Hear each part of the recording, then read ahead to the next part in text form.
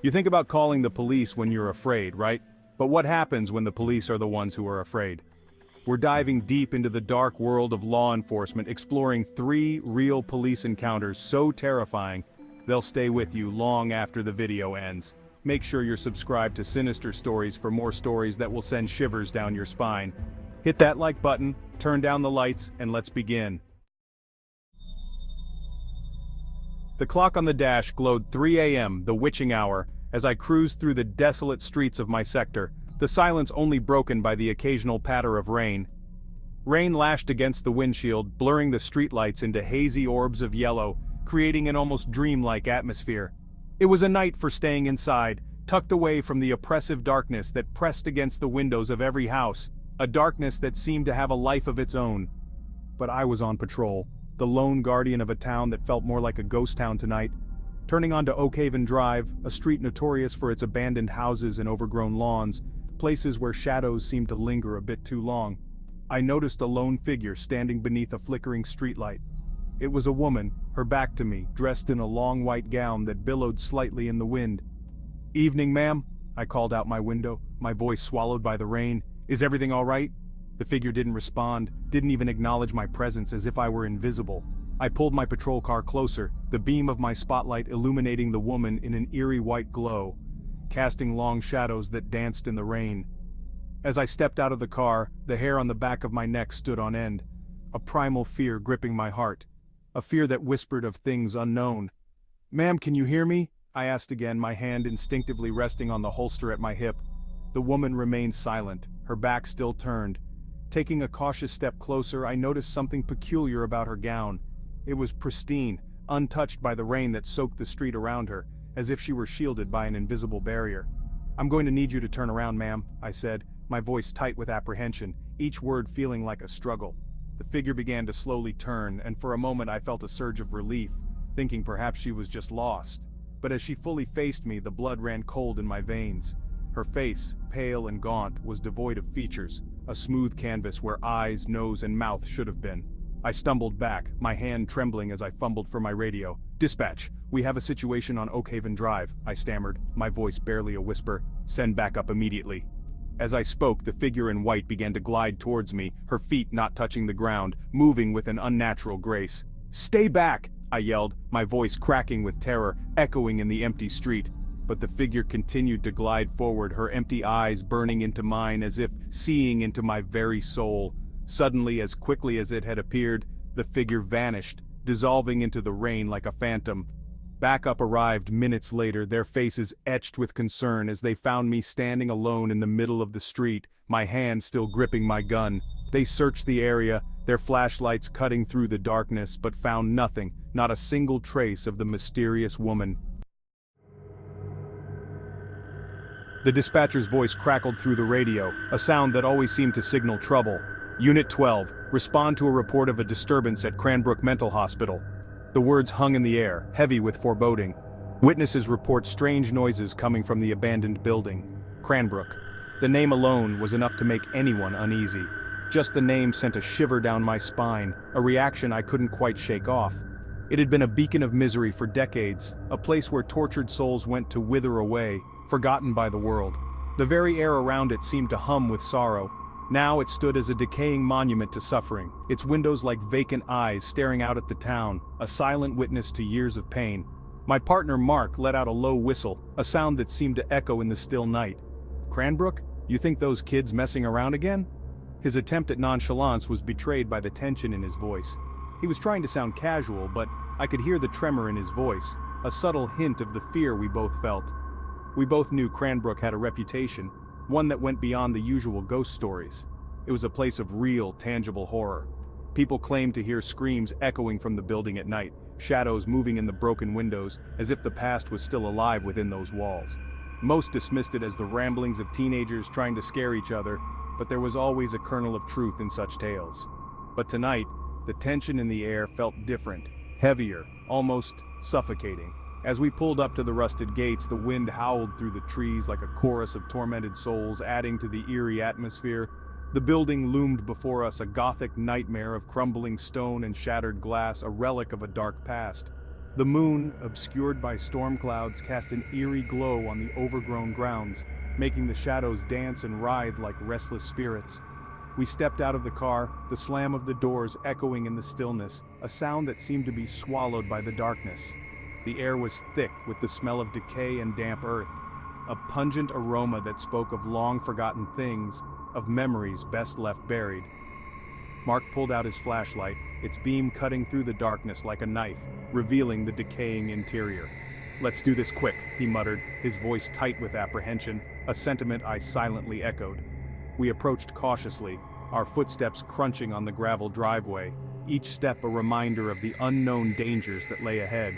The wind moaned through the broken windows, creating a low, mournful sound that seemed to seep into our bones, chilling us to the core. As we reached the main entrance, the heavy oak doors creaked open as if inviting us into the darkness within, a darkness that seemed almost alive. The stench inside was overwhelming, a suffocating mix of mildew, dust, and something sickly sweet that turned my stomach, a scent that hinted at decay and death. The air hung heavy and still, thick with the weight of countless forgotten stories, each one a silent scream for help. We moved through the dilapidated corridors, our flashlights casting dancing shadows on the peeling paint and crumbling walls, each step echoing in the silence. The silence was broken only by the sound of our own footsteps, and the occasional scuttling sound that seemed to retreat further into the darkness as we approached, a reminder that we were not alone. "Did you hear that?" Mark whispered, his hand tightening on my arm, his eyes wide with fear. I nodded, my senses on high alert, every sound amplified in the oppressive silence. We continued deeper into the asylum, the air growing colder with every step, as if the building itself was trying to push us away. The flickering beam of my flashlight illuminated rusted medical equipment, decaying mattresses, and restraints that hung ominously from the walls, silent testaments to the horrors that had transpired within these walls, each one a relic of pain. Then, we heard it again, a sound that sent a chill down my spine, a low guttural moan coming from the far end of the corridor, a sound that seemed to resonate with the very walls. We exchanged a nervous glance, our hearts pounding in our chests, the fear palpable. Drawing our weapons, we moved cautiously toward the sound, our senses heightened, every nerve ending on fire, ready for whatever lay ahead. The moaning grew louder as we approached, morphing into a blood-curdling wail that seemed to reverberate through the very foundation of the building, a sound that spoke of unimaginable pain. We rounded a corner, our flashlights illuminating a heavy metal door, slightly ajar, a door that seemed to hold the answers to the mystery. The wailing was coming from inside, a sound that promised nothing but darkness and despair. Chapter 3. The Disappearing Witness. The call came in just after midnight, a possible break-in at an antique shop downtown. The streets were eerily quiet, the kind of silence that makes you feel like you're being watched. The owner had reported seeing a shadowy figure lurking near the back entrance on his security cameras and called us to investigate. He sounded genuinely terrified, his voice shaking over the phone. As I pulled up to the shop, the streetlight above flickered, casting an unsettling strobe effect on the crime scene tape that cordoned off the area. The air felt thick, almost suffocating, as if the night itself was holding its breath. The owner, a frail man with worry etched deep into his features, stood shivering despite the summer heat, recounting the events to my partner, Sarah. His eyes were wide, darting around as if expecting the figure to reappear at any moment. He was tall, dressed in all black, the owner was saying, his voice trembling. His hands were shaking so badly that he had to clasp them together to steady himself. I could only see him on the grainy security feed, but I swear his eyes glowed red in the darkness. It was like something out of a nightmare, he added, his voice barely above a whisper. Sarah, a seasoned officer with a no-nonsense attitude, jotted down his statement, her expression carefully neutral. She had seen her fair share of strange cases, but this one seemed to unsettle even her.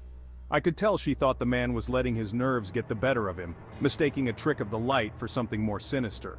Yet there was a tension in the air that was hard to ignore.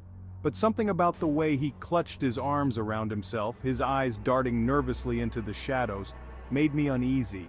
It was as if he could still feel the presence of the intruder. We entered the shop, the scent of old wood and antique polish hanging heavy in the air. The atmosphere was thick with history, every item telling a story of its own. The interior was dimly lit, the only light coming from the flashing blue and red of the patrol cars outside. Shadows danced across the walls, creating an almost surreal environment. Glass display cases glittered ominously in the gloom, filled with antique dolls, rusted weapons, and other curiosities that seemed to absorb the darkness. Each item seemed to have a life of its own, adding to the eerie ambiance. We made our way to the back of the shop, where the security camera feed was displayed on a small monitor. The screen flickered, casting an eerie glow on our faces. The image was grainy, the figure little more than a dark silhouette against the back alley. It was hard to make out any definitive features, but the sense of menace was palpable.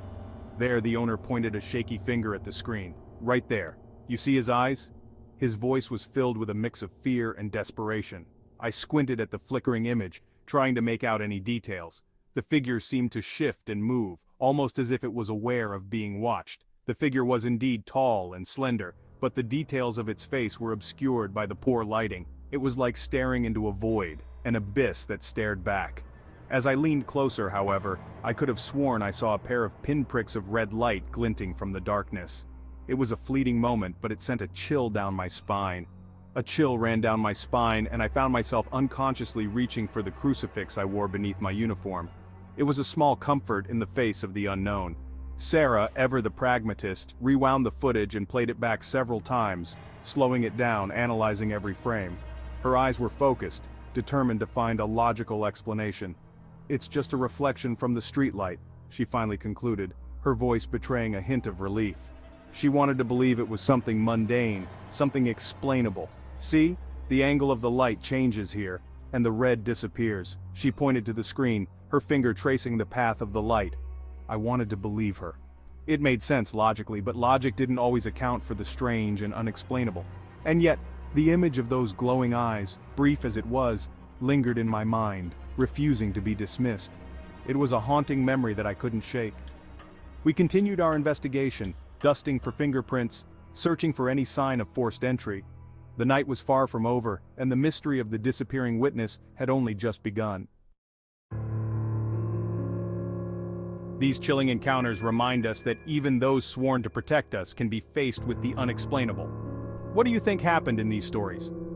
Let me know your thoughts in the comments below.